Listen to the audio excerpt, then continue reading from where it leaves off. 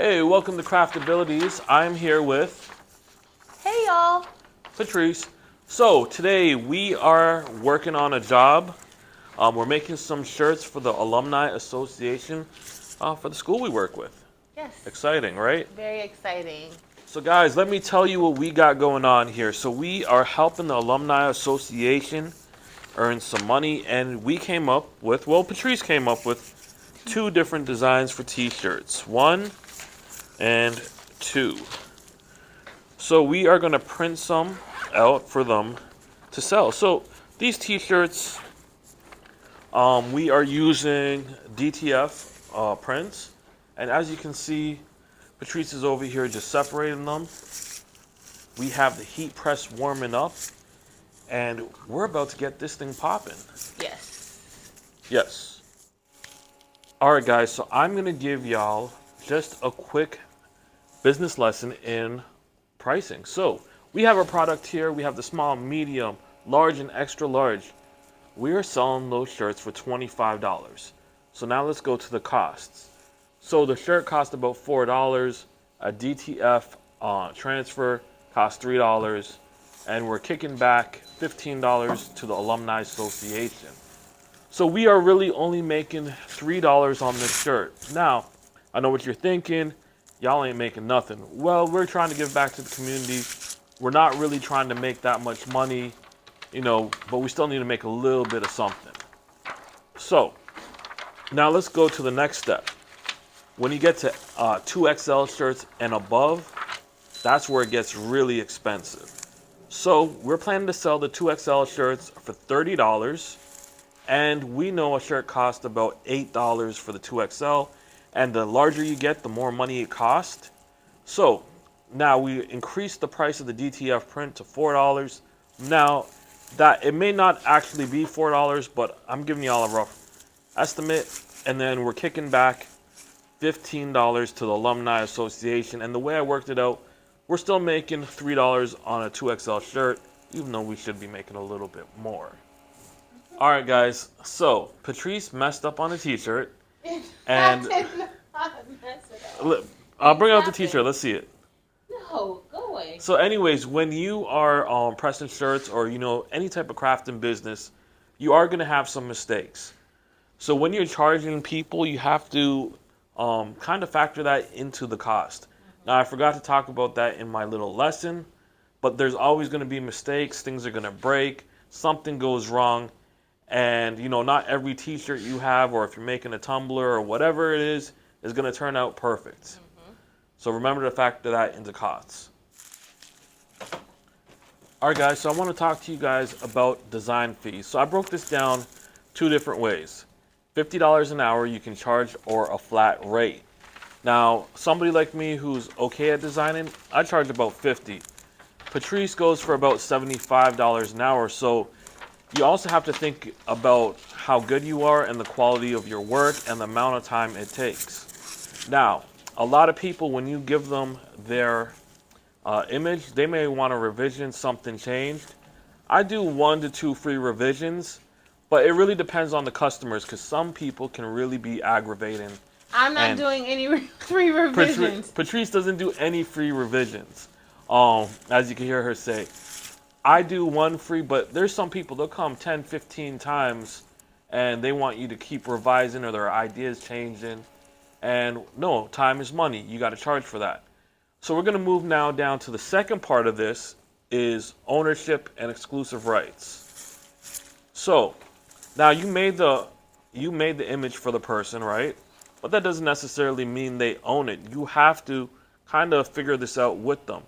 I would generally go about $100, $150 if you want exclusive rights to it. So what that means is I'm not going to sell that image to somebody else, or I'm not going to take that image and edit it and then sell it to somebody else. Patrice, you got something to add?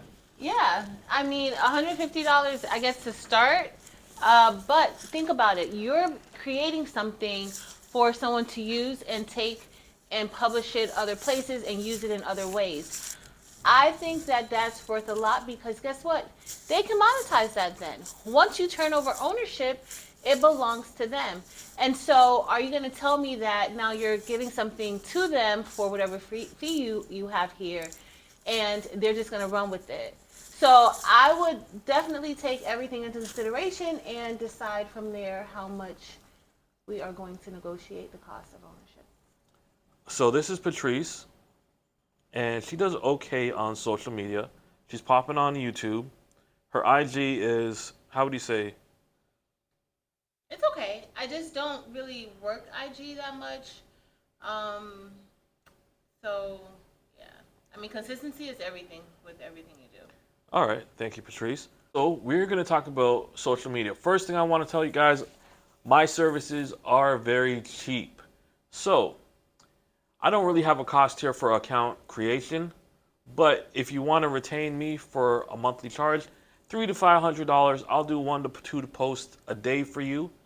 The cost per post. Now this is if I'm just independently doing it and you're not paying me a monthly charge, is $5 to $10.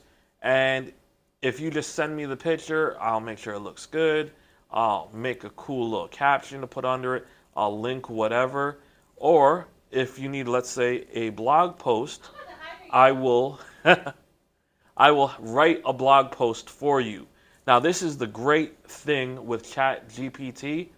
Now I'll have ChatGPT write it for you. And growth. Yep. Well, a lot of people are lazy. So that's Patrice talking in the background. Growth. So this is the really important thing about social media. You want to have either, if it's an IG, a Twitter, whatever it is, you want to grow it. So if you're selling your service to somebody, how much can you grow their account? And what do you want to do? You want to create active followers. And by creating active followers, they're buying in what you're doing, they're engaged by your content, and then you make them become customers. So the whole purpose, well, I guess there's two purposes for social media. There's some people who are just doing it for vanity and they want to be seen, or there's people who actually want to make money out there on social media. So I'm more talking from the standpoint of making money. All right, guys, so now we're talking about sales channels. We got the website, we have IG, and we have word of mouth.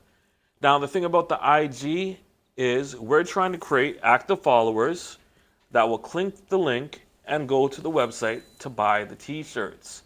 So basically, a lot of the money is going to come from the website or word of mouth. And we have people in the streets actively promoting these alumni shirts, and we are getting pre-orders and sales. And so that's another way we are selling. And, all these things that I've kind of talked about in this video today, if you have a potential customer that you want to sell them services or you want to do something for them, these are things you got to talk about. Now, if you like what I'm talking about and you want me to do a future follow-up video, really breaking down some business, I can. All right, so that's the end of my lesson. Back to work with Patrice. She's over here. She lost the scissors again. Scissors loser. And I know you have more in your office. so I'm going to give you a pair of scissors for you to lose. Of course, I need scissors. So let's see this shirt. I need Boom scissors. shakalaka. It's good to go. Yep. You remember Boom Shakalaka for NBA Jams? Yes. No, you don't. Yes, I do. No, you don't. All right, guys, Flip showed up. This is the end of our video. So we printed some of our shirts for our pre-orders. You got Patrice in the back there recording our next video. And yeah, so I hope you enjoyed this video. If there's anything business related that you want us to talk about, why don't you go ahead and comment. Peace.